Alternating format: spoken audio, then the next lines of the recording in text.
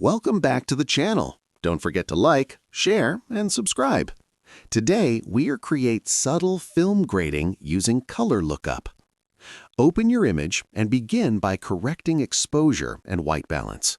Subtle film grading depends on delicate adjustments rather than dramatic edits. Add a color lookup adjustment layer and test LUTs that introduce soft tonal shifts. Choose one that enhances atmosphere without overpowering the image. Lower the opacity so the effect blends naturally.